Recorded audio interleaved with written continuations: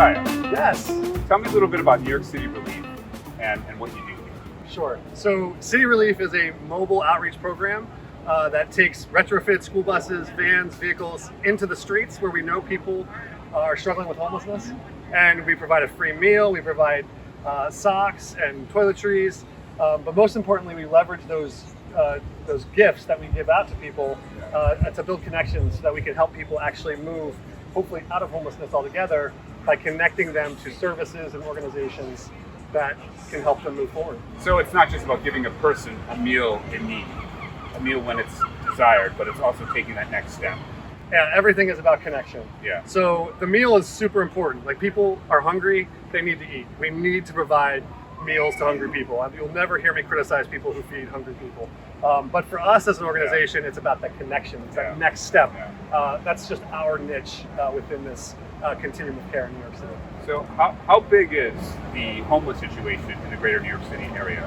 So the homeless situation is huge. New York City, for a number of years, has been the city with the biggest number of people experiencing homelessness in the United States.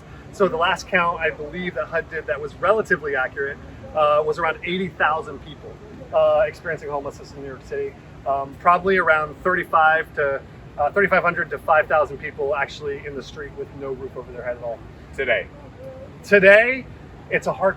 Unfortunately, because of COVID, there isn't an accurate count. It's probably worse. It's probably worse. Yeah. All right. So where does all the donated food and hygiene kits? Where do they come from?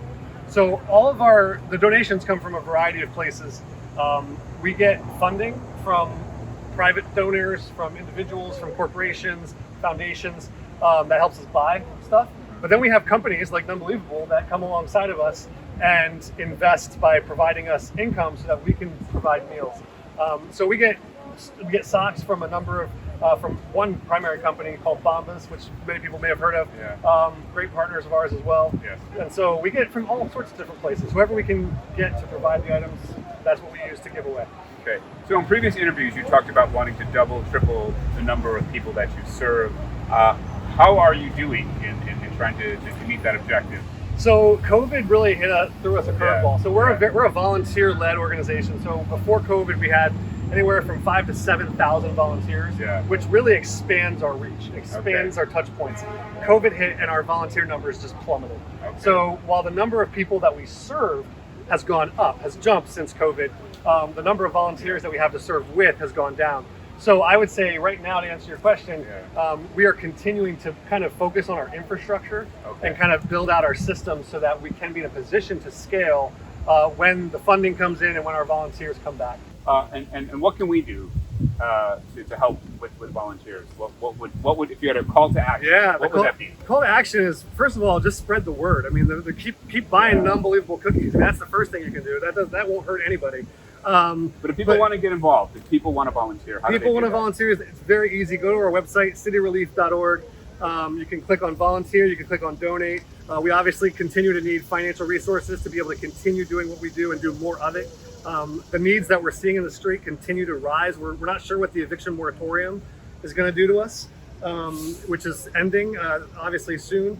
So we're anticipating another wave of homelessness here over the next 6 months. So we need all the help we can get. So shifting gears a little bit, how long have you been working with City Relief? So I've been with City Relief for about 10 and a half years. And what's the best part of being associated and being connected to City Relief? The best part is easily the people. Yeah. I mean, easily. I mean, the fact that we get to work with some of the most fascinating, resilient people in the world. I mean, you don't know strength until you talk to someone who literally is sleeping outdoors and surviving. And just seeing their resiliency and their hope is so encouraging. And then the people that come alongside of us, our staff is amazing. We have the best staff out there. I'm completely biased, but our staff is incredible. And then obviously our volunteers and our corporate partners, just working with people who are concerned about their neighbor.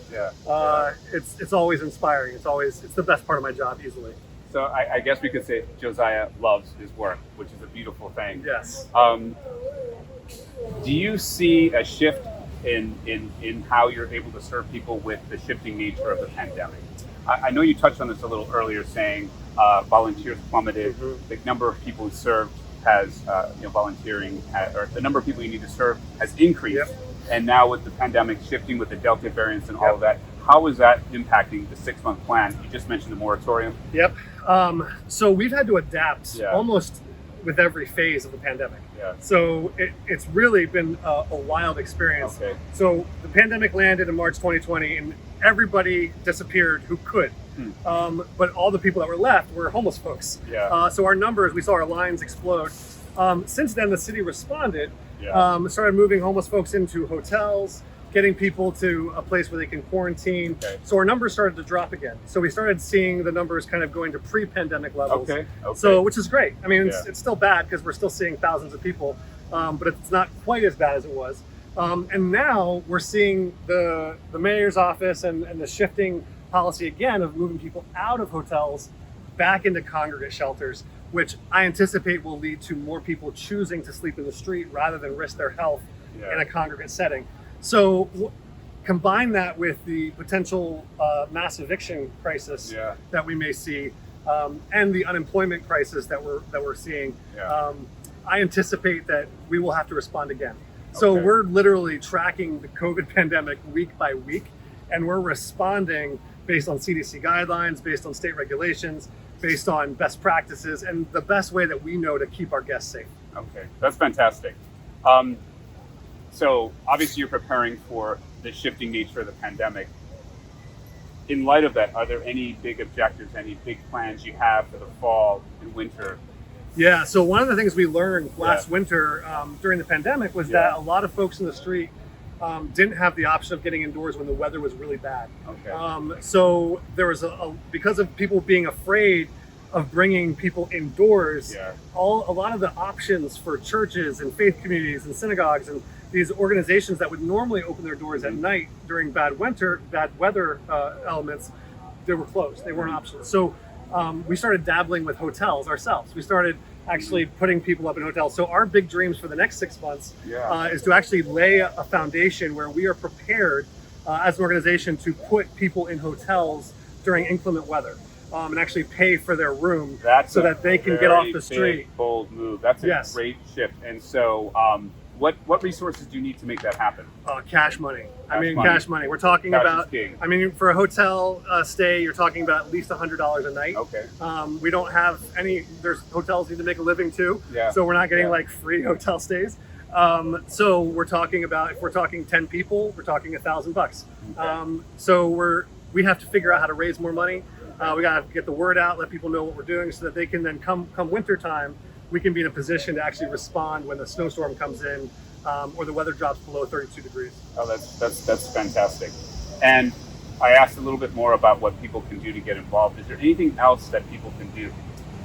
I mean, for us, we believe that we are one part of the whole in responding to the homelessness crisis. Yeah. And so I would really encourage anyone who sees this to volunteer their time, to actually find a way. If you can't volunteer in person because of the pandemic, you're high risk or whatever, find a way to volunteer remotely. Lots of organizations like ourselves need help. So if you're interested, like if you're a finance expert, if you're really good at talking to people on the phone, like reach out to us and see if you can help in that way.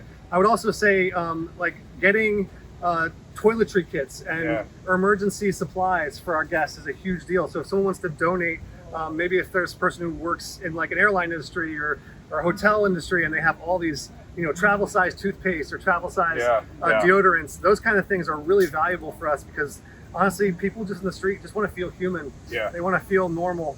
And so being able to freshen up is a big deal. So for us, that's another key element to dignity, absolutely. So I would say volunteer, give generously. If it's not financial, give through other ways. And then also, like I said in the beginning, if it's not us, find someone, like do something and look at your homeless neighbors as people, not as, as fixtures. A lot of times I think we see homeless people as sort of fixtures on the sidewalk, almost like a stop sign or a fire hydrant. That's a human being. So I would also encourage anyone to smile at their homeless neighbors, make eye contact, say hello.